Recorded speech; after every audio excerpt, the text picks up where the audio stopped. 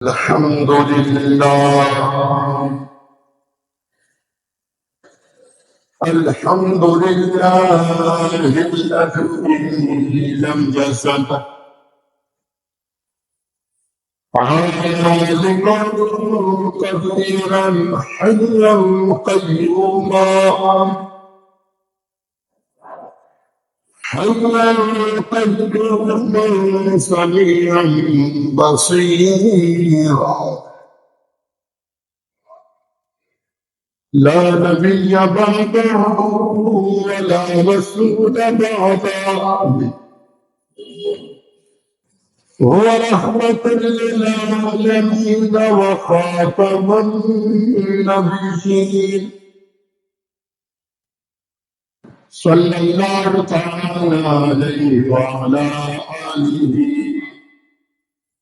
وأصحابه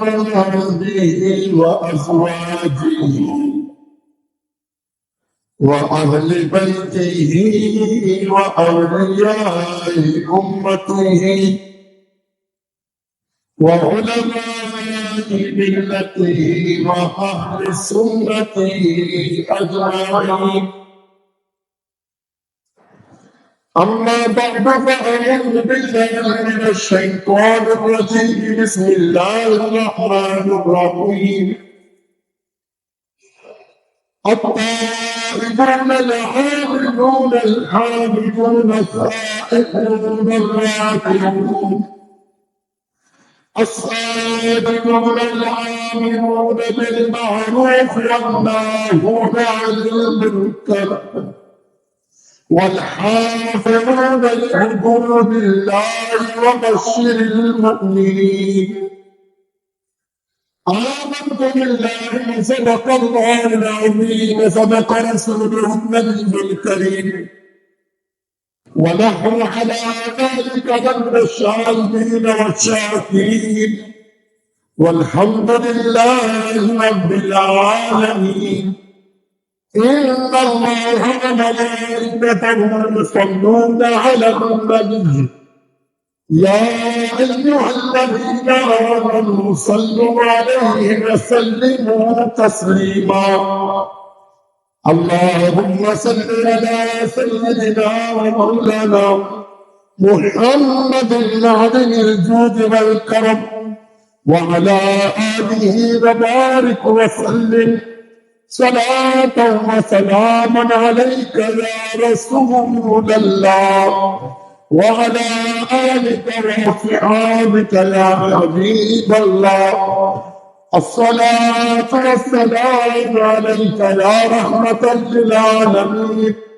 وعلى آلك وأصحابك يا جد الحسن والحسين صلی اللہ علیہ وسلم نہ کردہ گناہ در جہاں کیسے بگو ہاتھ پہ گناہ نہ کرد چوزے سے بگو من بدتلم کنر تو بد مکافات دے بس فرق میان من و تو چیز کو بگو حمد و ثنا کے بعد قرآن کریم و فرقان حمید و برہان رشید سورہ توبہ آیت نمبر 112 آپ حضرات کے سامنے مجھ ناچیز نے تلاوت کرنے کا شرف حاصل کیا۔ سب سے پہلے اس مقدس آیت کا ترجمہ اور مختصر تفسیر عرض کروں گا۔ اللہ رب العزت کی بارگاہ میں دعا کرتا ہوں اللہ کریم میری اور آپ کی اس حاضری کو اپنی بارگاہ میں قبول اور منظور فرمائے، اور اللہ کریم ہم سب کو دین اسلام پر ثابت قدم رہنے کی توفیق عطا۔ سورہ توبہ کی جو آیت نمبر 12 آپ حضرات کے سامنے مجھ ناچیز نے جو تلاوت کی، اللہ رب العزت نے اس آیت مقدسہ میں اہل ایمان کی 7 خوبصورت صفات کا بیان فرمایا۔ اللہ تعالیٰ ارشاد فرماتا ہے التائبون العابدون الحامدون الصائحون، فرمایا توبہ کرنے والے، عبادت کرنے والے، روز اللہ تعالیٰ کی حمد و تعریف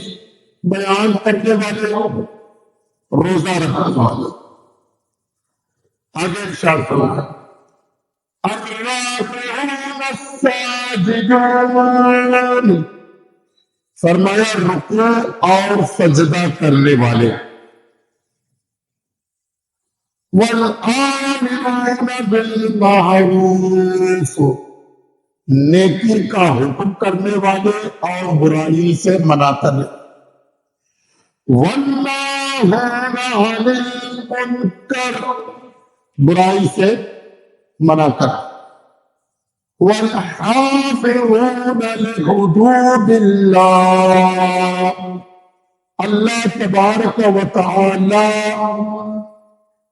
کے احکام کی حفاظت کرنے والے ہیں۔ وبشر المؤمنین، اور مومنین کے لیے خوشخبری ہے، مومنین کو خوشخبری۔ یہ 7 صفات ہیں جو اچھی خوبیاں ہیں جو اہل ایمان کے اندر ہونی چاہیے۔ نمبر 1 فرمایا التائبون، توبہ کرنے والے۔ نمبر 2 فرمایا العابدون، عبادت کرنے والے۔ نمبر 3 الحامدون، اللہ کی تعریف بیان کرنے والے، حمد کرنے والے۔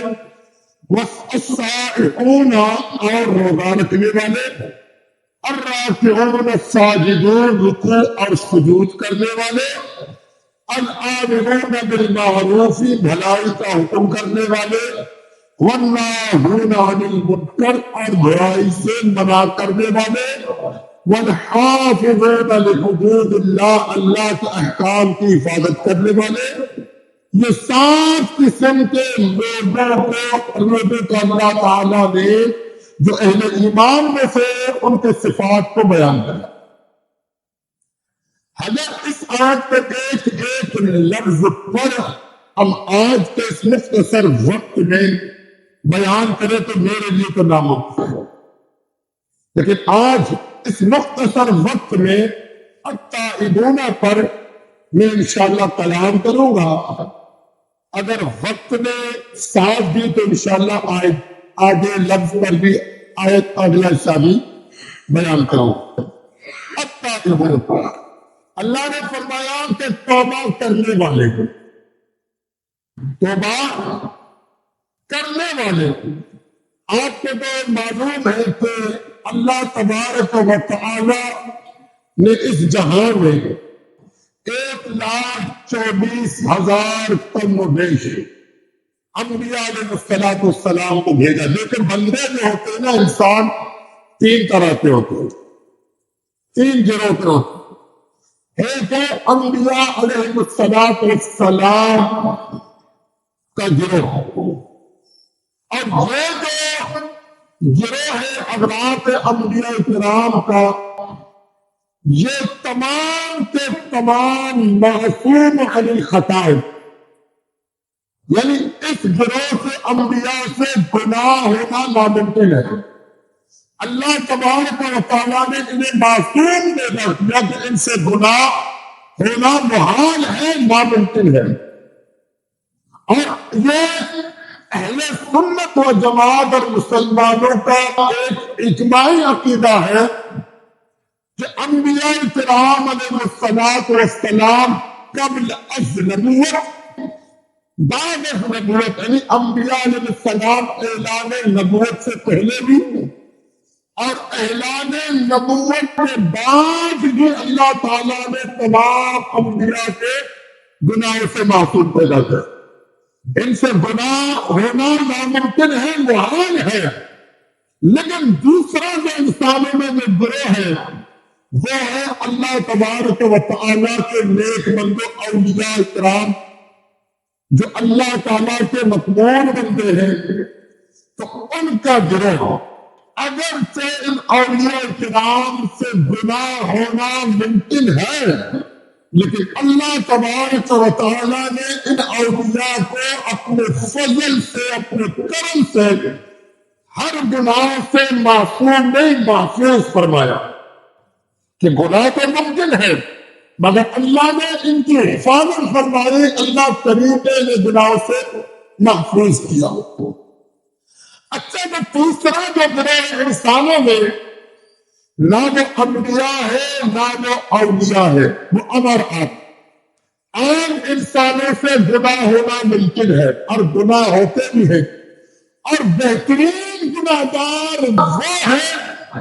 جو اپنے گناہ پر نادم ہو، شرمسار ہو اور اللہ تعالیٰ کی بارگاہ میں توبہ کرنے والا ہو، بہترین گناہ۔ اور اللہ کے محبوب علیہ السلام نے خود ارشاد فرمایا، نبی کریم صلی اللہ تعالی علیہ وسلم نے ارشاد فرمایا، آپ فرماتے کل بنی آدم خطاؤون، فرمایا کہ آدم علیہ السلام کی اولاد میں سے ہر انسان اولاد آدم گناہگار ہے، ہر انسان گناہگار ہے، اولاد آدم یعنی امر آپ عام انسان کیا پر ذکر گناہگار ہے، خطا کار ہے، لیکن آقا کریم علیہ السلام نے فرمایا وَخَيْرُ الْخَطَّائِينَ التَّائِبُونَ، فرمایا سب سے بہترین گناہگار وہ ہے جو اپنے گناہوں سے توبہ کرے، جو اپنے گناہوں پر نادم ہو کر شرمسار ہو کر اور اس گناہ سے توبہ کرے، تو آقا کریم علیہ السلام نے فرمایا سب سے بہترین گناہگار ہو۔ اللہ تبارک و تعالیٰ نے محبوب علیہ السلام نے ارشاد فرمایا، آپ فرماتے ہیں کہ توبہ کرنے والا گناہوں سے اس طرح پاک اور صاف ہو جاتا ہے، گویا کہ اگر گناہ گار اپنے گناہ پر نادم ہو کر اللہ کی بارگاہ میں توبہ کرنے والا، رجوع کرنے والا، اپنے گناہ پر شرمسار ہونے والا، اللہ کے محبوب نے فرمایا وہ ایسا ہے گویا اس نے گناہ کبھی کیا ہی نہیں، وہ ایسا گناہ سے پاک اور صاف ہو جاتا ہے گویا اس نے کبھی گناہ۔ اور پھر یہ تو ایک عظیم نیکی ہے، بڑی عبادت ہے کہ گناہ کر کے پھر اپنے گناہوں پر نادم ہو کر توبہ کرنے والے، اب توبہ کرنے والوں کے متعلق اللہ تعالیٰ نے خود قرآن میں ارشاد فرمایا فَأُولَٰئِكَ يُبَدِّلُ اللَّهُ، فرمایا اللہ تبارک و تعالیٰ توبہ کرنے والوں کے گناہوں بدل دیتا ہے سیئات حسنات، یعنی جو گناہ نے کیے، گناہ کرنے کے بعد اس بندے نے اللہ کی بارگاہ میں توبہ کی، سچی توبہ، لیکن ہم تو رسمی توبہ کرتے ہیں نا، ہم جو توبہ کرتے ہیں وہ تو رسمی طور پر ناک کان اس طرح پکڑ کے ہم دبا لیتے ہیں، توبہ توبہ، یا ناک کو اس طرح شہادت کو دونوں انگلیوں سے رگڑ لیا، زمین پر رگڑا مارا زگڑ کر ہم سمجھتے جناب ہم نے تو توبہ کی، یہ سارے رسمی توبہ ہے، یہ سب رسمی توبہ ہے۔ حقیقی توبہ یہ ہے کہ بندہ دوبارہ اس گناہ کی طرف، اس گناہ کرنے کے لیے بندہ سوچے بھی نہیں، بلکہ جو گناہ ماضی کے زندگی میں اس سے ہوئے اس پر نادم ہو جائے اور آئندہ اپنے آپ کو گناہ سے بچائے، اب سچی توبہ کرو۔ تو اللہ تعالیٰ نے فرمایا ایسے توبہ کرنے والوں کے گناہوں کو میں نیکیوں میں بدل دے گا، جو گناہ ہے اللہ نیکی میں بدل دے گا۔ اور فرمایا توبہ کرنے والا ایسا ہے جو اس کی ماں نے بیویوں سے پیدا کیا، یعنی گناہوں سے بالکل پاک اور صاف ہو۔ اللہ تبارک و تعالیٰ قرآن میں توبہ کرنے والوں کا وہ مقام ہے جو سچی توبہ کرنے والے ہوتے ہیں۔ اور یہ آپ کے اصول برکت کے لیے ایک واقعہ سناتا چلو کہ اپنے قریب توبہ کرنے والوں سے کس قدر خوش ہوگا، کتنا خوش ہوتا ہے۔ حضرت سیدنا خواجہ فرید الدین عطار رحمۃ اللہ علیہ نے اپنی کتاب تذکرۃ الاولیاء کے اندر ایک واقعہ لکھا کہ حضرت سیدنا خواجہ بایزید بستامی رحمۃ اللہ علیہ یہ اللہ کے بہت بڑے ولی گزرے۔ حضرت خواجہ بایزید بستامی رحمۃ اللہ تعالی بہت بڑے ولی گزرے اور اللہ تعالیٰ کے بہت بہت کرامت ولی گزرے۔ حضرت بایزید بستامی رحمۃ اللہ تعالی علیہ جس علاقے میں آپ رہتے تھے وہاں پر ایک طوائف رہتے تھے جو لوگوں سے پیسے لے کر بدکاری پر نئے نسل کے نوجوانوں کو ابھارتی تھی، نوجوانوں کو دعوتیں گناہ دیتی تھی پیسے لے کر، ایک فاحشہ عورت تھا۔ اب لوگ اتنے بڑے پریشان تھے، جو بزرگ تھے جو نیک بندے تو بڑے پریشان تھے کہ کسی بھی طریقے سے یہ بلا یہاں سے نکل جائے،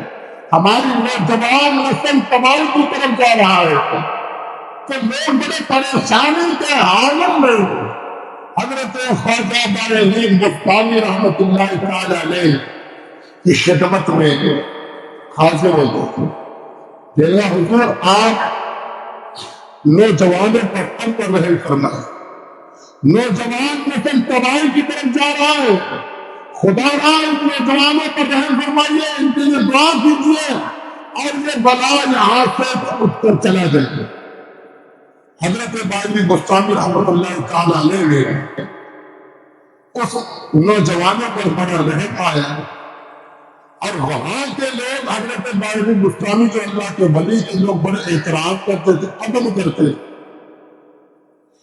بایزید بستامی رحمۃ اللہ تعالیٰ نے ایک دن سر شام پہ وقت اس طوائفہ کے گھر کے پاس جا کر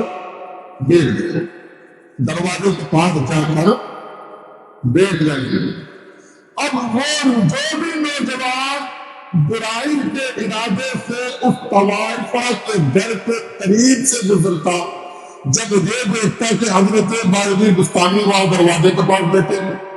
تو بڑے ادب سے سلام کرتے پھر نکل جاتے آگے کی طرف۔ وہ اس طرح نکلتے جیسا کہ کوئی مسجد میں نماز پڑھنے کے لیے جا رہا، حالانکہ وہ گناہ کرنے کے لیے آ رہے تھے، لیکن بایزید بستامی رحمۃ اللہ تعالی علیہ نے جب ان نوجوان ہر نوجوان واضح کرتا سلام کرتا آگے نکلتا،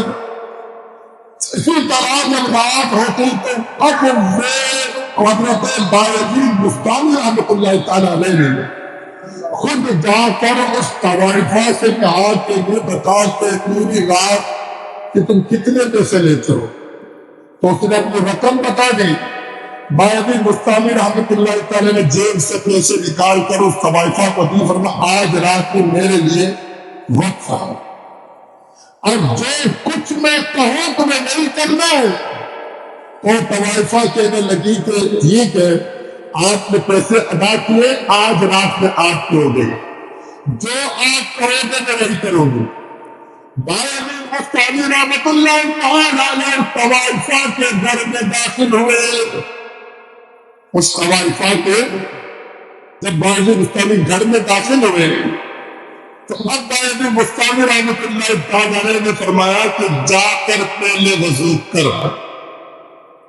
وضو کر، غسل کر، پاک صاف لباس پہن کر اس مصلی پر کھڑے ہو جاؤ، اس پر کھڑی ہو جاؤ اور 2 رکعت نفل پڑھنے کی نیت ہے۔ اب وہ طوائفہ کیونکہ پابند ہو گئے نا، حضرت بھائی بستانی نے رقم ادا کی ہے۔ اب اس طوائفہ نے فاحشہ عورت نے وضو کیا، غسل کیا، پاک صاف لباس پہنے مصلی پر کھڑے ہو گئی۔ بھائی بستانی رحمۃ اللہ تعالیٰ نے اس طوائفہ کے پیچھے بھی مصلی بچھا کر آپ بھی کھڑے ہو گئے، اور کھڑے ہو کر حضرت بھائی بستانی رحمۃ اللہ تعالیٰ نے گڑ گڑا کر اللہ تعالیٰ کی بارگاہ میں اس طوائفہ کی ہدایت کے لیے اللہ کی بارگاہ میں دعا کی، اور اللہ تبارک و تعالیٰ کا وعدہ اجیب دعوت الداعی اذا دعا، فرمایا میرے بندے مجھ سے مانگو، میری بارگاہ میں التجا کرے، دعائیں کرو، میں تمہاری دعاؤں کو قبول کروں گا۔ حضرت بھائی مستانی رحمۃ اللہ تعالیٰ علیہ نے بڑی دقت انگیز دعا مانگی، بڑے گڑ گڑا کر اللہ کی بارگاہ میں اس طوائفہ کی ہدایت کے لیے میں دعا مانگی۔ اللہ شریف نے آپ کی دعا کو گویا کہ ہدایت کا سہرا پیدا کر قبول فرمایا۔ یہاں پر وہ طوائفہ عورت 2 رکعت نوافل ادا کرنے کے بعد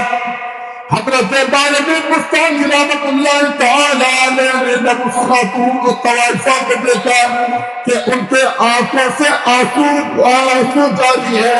اور حضرت بارگاہ مستانی رحمۃ اللہ تعالیٰ علیہ کے ہاتھ پر اس طوائفہ نے توبہ کی، اللہ تعالیٰ کی مقبول ولیاں میں شامل ہو گئی، وہ وقت کے ولیاں بن گئی۔ تو حضرت بھائی بستانی رحمۃ اللہ تعالیٰ علیہ نے اس قدر رقت کے ساتھ گڑ گڑا کر اپنی رب کی بارگاہ میں جب اس طوائفہ کے لیے دعا کی تو اللہ نے دعا کو قبول کی۔ یہاں ایک بات دعا کے حوالے سے آپ اللہ کے سامنے عرض کرتا تھا، دیکھیے دعا کے آداب میں سے ایک ادب یہ بھی ہے کہ جب بھی آپ دعا مانگے تو اپنے ہاتھوں کو اس طرح اٹھائے کہ آپ کے ہاتھ کے سینے کے سیدھ میں رہے، یا کندھوں کے سیدھ میں رہے، یا چہرے کے سیدھ میں رہے، اتنے بلند ہو جائے کہ آپ کے بغل کی سفیدیں نظر آ جائے۔ نبی کریم علیہ السلام جب رب کی بارگاہ میں دعا مانگا کرتے تو سرکار کبھی سینے کے سیدھ تک، کبھی کندھوں کے سیدھ تک، کبھی چہرے، کبھی اس طرح آپ بلند کر کے رب سے مانگا کرتے تھے کہ آپ کے بدن کی سفیدی نظر آتی ہے۔ تو حضور علیہ السلام کبھی سجدے میں رکھ کر اللہ کی بارگاہ میں گڑ گڑا کر آپ کے امت کے لیے آپ نے دعا مانگی، اور نبی کریم علیہ السلام نے جب دعا مانگی تو دعا کا قبلہ آسمان ہے۔ اس طرح ہتھیلیوں کا جو رخ ہے نا وہ اس طرح آسمان کی طرف، کیونکہ دعا کا قبلہ آسمان ہے۔ تو اب ہمارے کہیں جو مذہب سے واقفیت رکھتے ہیں، جو مذہب کے بارے میں، دین کے بارے میں، سرکار کی سنتوں کے بارے میں معلوم ہے کہ دعا کس طرح مانگنی ہے رب کی بارگاہ میں، میں نے ان لوگوں کو بھی دیکھا کبھی اس طرح کرو اور کبھی ان کو دیکھو کہ اس طرح، اور کس قدر بے توجہی کے ساتھ اللہ کی بارگاہ میں دعا کرنے ہوتے ہیں، پھر کہتے ہیں یار ہماری دعا قبول نہیں ہوتی۔ تو دعا کے آداب میں سے یہ ہے کہ آپ جب بھی اپنے پاک پروردگار کی بارگاہ میں مانگے تو دل کو حاضر رکھ کر حضور قلب کے ساتھ اور یقین کامل کے ساتھ رب کی بارگاہ میں دعا مانگے کہ رب سے جو میں مانگ رہا ہوں اللہ تعالیٰ ہی دینے والا ہے، اور اللہ میری دعاؤں کو سننے والا ہے اور قبول کروانے والا ہے۔ لیکن ہمارے اولیاء اور بات عرض کرتا تھا، جب بھی آپ دعا مانگے دعا کے بعد اس طرح ہاتھوں کے چہرے پر ملنا، مسح کرنا، یہ میرے نبی کی سنت ہے۔ اللہ تبارک و تعالی لیکن ہمیں دینے پر اللہ تبارک و تعالیٰ کو نہیں فرماتا، مگر ہمیں دعا مانگنے کا سلیقہ ہی نہیں آتا۔ بے توجہی کے ساتھ کبھی ادھر دیکھ رہے ہیں، کبھی آگے، کبھی پیچھے، کبھی لوگوں میں دیکھ رہے ہیں، مگر دعا کر رہے ہیں۔ تو حضرت باعزید بستامی رحمۃ اللہ تعالیٰ علیہ نے گر گرا پر حضور قلب کے ساتھ اس فائشہ، اس طوائفہ کے لیے دعا مانگی، اللہ نے آپ کی دعا کو قبول کیا۔ اور ہم سے جو بندہ حضور قلب کے ساتھ مانگتا ہے، اللہ تبارک و تعالیٰ کی بارگاہ میں یقین کامل کے ساتھ حضور قلب کے ساتھ مانگتا ہے، تو اللہ تعالیٰ فوراً اس کی دعا قبول فرماتا ہے۔ حضرت مولانا روم رحمۃ اللہ تعالیٰ علیہ نے مثنوی کے اندر ایک واقعہ لکھا، شاید آپ نے پہلے بھی سنا ہوگا، سنیں۔ حضرت سیدنا فاروق اعظم رضی اللہ تعالیٰ عنہ دور خلافت کی بات ہے، اور امام غزالی رحمۃ اللہ علیہ نے مکاشفۃ القلوب کے اندر بھی لکھا، مولانا روم نے اپنے مثنوی کے اندر لکھا، یہ دونوں واقعہ۔ مولانا روم رحمۃ اللہ تعالیٰ علیہ فرماتے ہیں کہ فاروق اعظم رضی اللہ عنہ دور خلافت کی بات ہے، تو حضرت فاروق اعظم رضی اللہ تعالیٰ عنہ ایک دن مدینہ منورہ کے گلیوں میں گشت فرما رہے تھے، کہیں سے اب گزر رہے تھے، دن کا وقت، دن کبھی رات کو بھی رات کو تو آپ اکثر گشت فرمایا کرتے تھے، کبھی تنہا، کبھی اپنے غلام حضرت اسلم کو لے کر آپ مدینہ منورہ کے گلیوں میں رات کو تنہائی میں گشت فرمایا کرتے تھے، لوگوں کے آل پرسی کے لیے، خبر گیری کے لیے۔ تو فاروق اعظم رضی اللہ عنہ ایک دن آپ کہیں سے گزر رہے تھے تو کہیں دور سے ایک شخص آ رہا تھا، لڑکڑاتے ہوئے جب وہ سامنے سے دور سے آ رہا تھا، فاروق اعظم رضی اللہ تعالیٰ عنہ نے اسے دیکھا، اور اس شخص نے بھی حضرت عمر کو دیکھا، اس شخص نے بھی حضرت عمر فاروق اعظم رضی اللہ تعالیٰ عنہ کو بھی دیکھا۔ اب وہ شراب نشے میں دھن ہو کر سامنے سے آ رہا ہے۔ جب حضرت عمر رضی اللہ تعالیٰ عنہ کو دیکھا تو اس نے کیا کیا، اس کے ہاتھ میں جو شراب کی بوتل تھی اس نے اپنے بغل میں اور ساتھ ہی کمبل اڑا کر اس میں چھپا لی، اس طرح کہ فاروق اعظم مجھے نہ دیکھ لے کہ میں شراب پیتے آ رہا۔ تو حضرت فاروق اعظم رضی اللہ تعالیٰ عنہ نے جب اسے دیکھا تو اس بندے نے کوئی چیز اپنے بغل میں چھپا لیا۔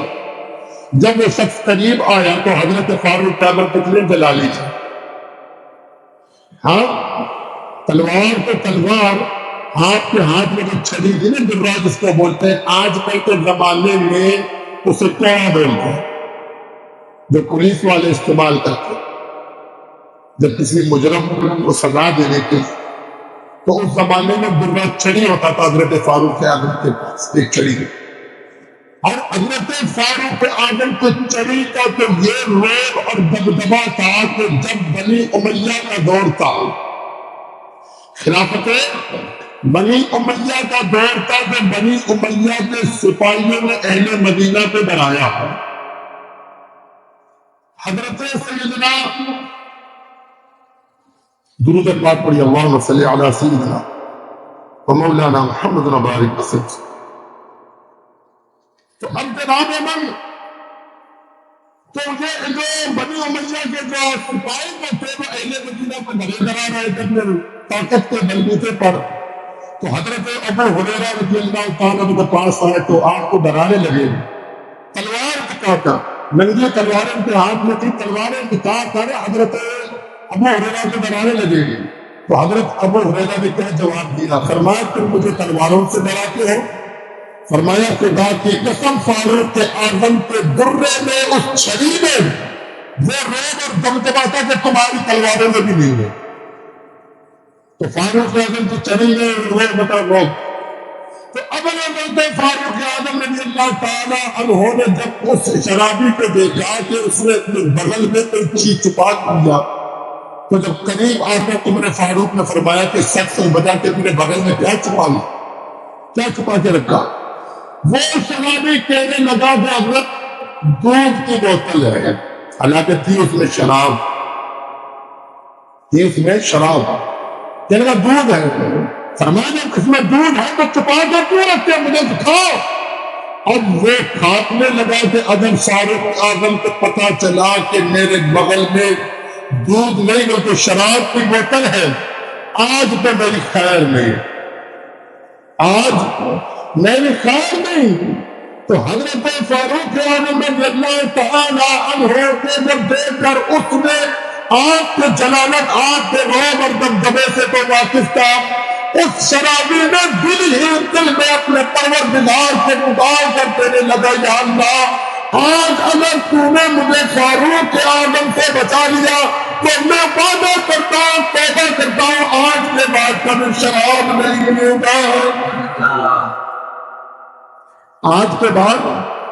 کبھی شراب نہیں پیوں گا، اگر آج مجھے مولا کی نے فاروق اعظم سے بچا۔ اب اس شخص نے دل میں دعا کی اور توجہ کے ساتھ حضور قلب کے ساتھ جب پروردگار کو پکارا، اللہ تعالیٰ نے اس شرابی کی دعا کو قبول کیا۔ جب میرے عمر نے فرمایا کہ اگر دودھ ہے تو مجھے دکھا، اس نے جب شراب کی بوتل نکالی، اللہ تعالیٰ نے اس شراب کو دودھ میں بدلا، اس شراب کو اللہ کریم نے تو بات لے کے فَأُولَٰئِكَ يُبَدِّلُ اللَّهُ سَيِّئَاتِهِمْ حَسَنَاتٍ، جب تم رب کی بارگاہ میں سچی توبہ کرو گے، اللہ کی بارگاہ میں حضور قلب کے ساتھ رجوع کرو گے، اللہ تعالیٰ تمہارے گناہوں کو نیکیوں میں بدل دے گا۔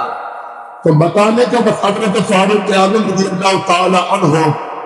نبی کریم علیہ السلام کی امت کے محدثوں میں سے، امت کے محدث ہیں، اور ملا علی قاری رحمۃ اللہ تعالیٰ نے حدیث نقل فرمائی ہے کہ نبی کریم علیہ السلام نے فرمایا، اللہ کریم نے ہر امت میں ایک محدث پیدا کیا، اور میری امت میں اگر کوئی محدث ہے تو حضرت فاروق اعظم رضی اللہ تعالیٰ عنہ ہے۔ مولانا علی قاری رحمۃ اللہ تعالیٰ علیہ محدث کی تعریف بیان کرتے ہیں، فرمایا محدث کہتے ہیں اس کو جس کے دل میں اللہ تبارک و تعالیٰ القاء فرماتا ہے، کہ اللہ تعالیٰ اس کے دل میں وہ باتیں ڈال دیتا ہے کہ جو غیب سے ہے۔ تو حضرت فاروق اعظم رضی اللہ تعالیٰ عنہ نے رب کی بارگاہ میں عرض کی، مولا اس کے پاس تو شراب کی بوتل ہے، اور اس بوتل میں شراب کو، مگر مولا یہ شراب دودھ میں کس طرح بدلے؟ تو جانتے ہیں کہ اللہ تبارک و تعالیٰ نے غیب سے کیا آواز دی، فرمایا کہ نام دارم اے عمر منزل یمن، اے عمر میرا نام ہے ذل یمن۔ فرمایا ذل یمن کا مطلب ہوتا ہے کہ بندوں کی دعا عیبوں کو چھپانے والا، ان کی برائیوں کو چھپانے والا۔ فرمایا اب دعا کر دم خبر شیریں لبن، فرمایا اگر کہ اس میں شراب کی بوتل میں، مگر اس نے میری بارگاہ میں جب دعا کی تو میں نے اس دعا کو قبول کیا اور اس شراب کو میرے دودھ میں بدل دیا ہے۔ تو رب کے بارگاہ میں مانگنے والا، سچی توبہ کرنے والا کبھی محروم نہیں ہوتا۔ امام بخاری رحمۃ اللہ تعالیٰ علیہ نے بھی اور امام مسلم نے بھی یہ حدیث نقل فرمائی، بہت ہی مشہور حدیث ہے کہ توبہ کرنے والوں سے اللہ تعالیٰ اتنا پیار فرماتا ہے۔ بنی اسرائیل میں ایک شخص تھا جس نے 99 قتل کیے، 100 میں ایک کم۔ اب 100 میں ایک کم 99 قتل کرنے کے بعد دل میں بڑا خیال آیا، یار بہت بڑا گناہ گار ہوں، فاسق ہوں، فاجر ہوں، اللہ کی بارگاہ میں جاؤں، دعا کروں، اپنے گناہوں سے توبہ کروں۔ اب وہ اسی نیت سے نکلا، راستے میں ایک راہب، پرانے زمانے میں جو عیسائیوں میں جو عبادت گزار تھے، نیک بندے تھے، ان کو راہب کہتے ہیں۔ جس طرح ہمارے اس امت میں جو عبادت گزاروں کو عابد کہتے ہیں یا اللہ کے ولی کہتے ہیں یا صوفیہ کہتے ہیں. تو اس زمانے میں جو عیسیٰ علیہ السلام کو ماننے والے تھے، جسے نصرانی عیسائی کہتے ہیں، وہ جو اہل کتاب کہتے ہیں ان کو عبادت گزاروں کو رائل کہتے ہیں. حضرت نبی کریم علیہ السلام نے فرمایا کہ قاتل 99 لوگوں کا قاتل جب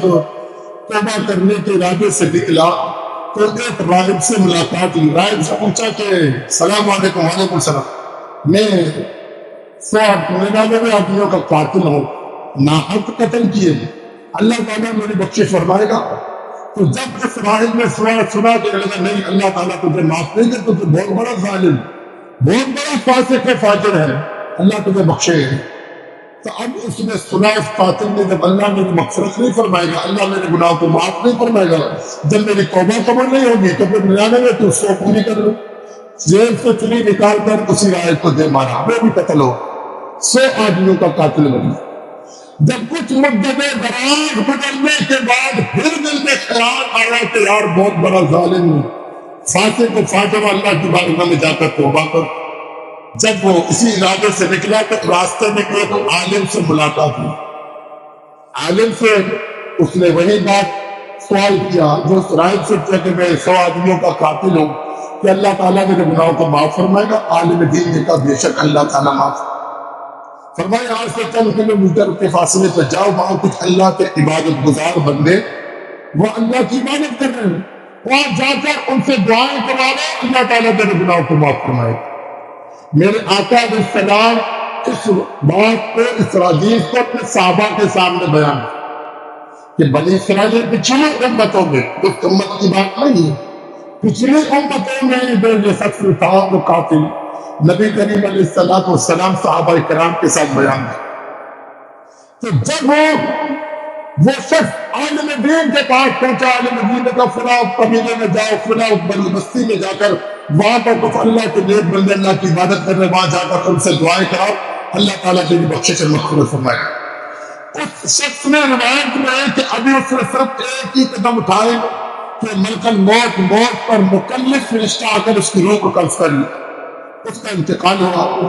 انتقال کے بعد جہنمی فرشتے آ گئے، جہنم کے فرشتے،